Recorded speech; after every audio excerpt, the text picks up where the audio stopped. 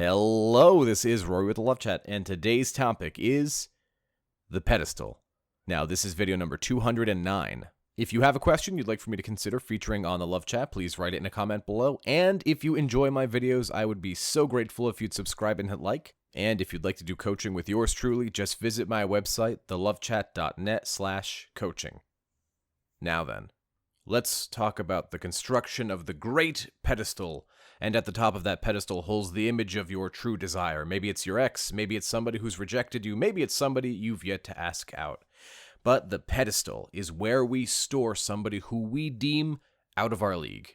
Now, this can happen for one reason or another. Perhaps it's a breakup, perhaps it's a dating scenario, maybe it's somebody you're just afraid to ask out. But for whatever reason, we place this person on a pedestal and we idealize who we think they are. And this usually happens due to an emotional state, such as a breakup, and we are very sad, and we think that since they rejected us, they must be this amazing thing. Or maybe it's just simply we don't know the person well enough to know any better, and we only go off of what we see. And what we see is that this person is fantastic, and we look at their social media and see that they are just the most interesting person, has traveled the most places, has met the most celebrities, and maybe they're a celebrity themselves. We idealize other people. And that's particularly painful. Why? Well, because it's not who they are. It's who we create them to be and who we understand them to be and the model in which we place them. Now, when that model comes crashing down, perhaps something they do makes you see them differently. Well, then we have this sort of awakening where we're like, oh, okay, so they're not as amazing as I made them out to be. Now, this isn't to say that this person is bad or unattractive or undesirable for one reason or another. It's just to say they're not quite who you made them out to be. For example, if your ex breaks up with you, now that's rejection. Somebody is rejecting you, you tell yourself you're not good enough. And so not only at this pedestal do you look up at them, but you have this idea that they look down at you. Well, why? Because they don't want you. So that reinforces this belief that you're not good enough, and further increases the gap between you on the ground and the pedestal you've built up for them. That's why some of the most standard logic is, hey, fine, you feel like you're not as good as them. It's not true. That's only an idea you've planted in your head. So let's do some things and realize some goals so that you actually believe your worth. Because that's all it comes down to is your worth and what you think of them. Now, the real problem is we don't have a magic ball where we can rub and say, show me them and show me how they're doing. And you can picture an image of them on the bed crying, right? They're human too. But thanks to social media, we usually don't get that.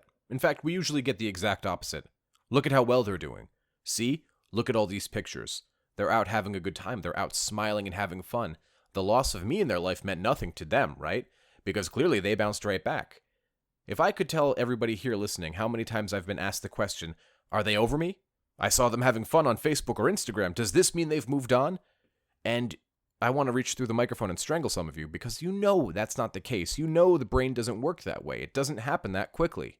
But because you want them more than they want you presently, again, dating or breakups, you tell yourself that their value must be greater because they're the commodity I'm seeking.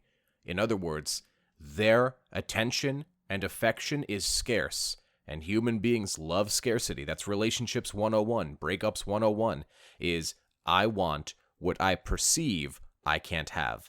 And so when we set up that scenario, of course we're going to chase them. We can't live without them, or so we think. And so that's why some of the most standard information I give is, well, work on yourself. Raise your value. Because when your value is raised, not only do you let go of this idea that other people are amazing and that's always how it's going to be, no, you hold the value that you are amazing. You're great. You trust yourself and you love yourself. And you know that if you don't have something today, hard work and consistency can get it for you. And because that's happening, and because you're controlling the controllable elements in your life, well, you learn to trust yourself. You learn to feel good about yourself. You learn that through your effort, change will happen. And the crazy thing is that it's all within your grasp. But that's a two-way street because the enemies that you design in your mind are born out of your fear and insecurity. Just like the solutions in your mind. You create them both. And so I guess what I'm saying here is learning to master yourself through your self-work is really the paramount goal, because it shoots you beyond all the worries of today, and it creates peace for tomorrow. And this theme is echoed in so many of my videos, because people are tackling the symptom rather than the problem, right? They're tackling the breakup, and there must be something about the breakup, and oh, I noticed they're dating somebody else, so they must have left me for that person, rather than the actual problem that existed within the relationship, or perhaps the reason why the person you asked out said no, or maybe chasing after somebody who's not good for you, or chasing after somebody who's just not interested and has nothing to do with you or your worth. Maybe you're just not the right person for them. But we chase what we don't have, because what we don't have denies us. And we suck at being denied. We suck at being told no, because if we're told no, there must be a flaw with us. As the great voice actor Jack Angel said, there's no rejection. It's just a process of selection.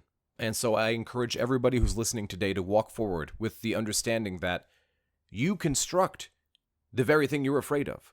You construct this pedestal that you've put your ex on. Now, how do you deconstruct it? Focus away from them, back onto you. It takes time. It takes consistency. It takes love. And of course, it's hard work. I never said it wouldn't be.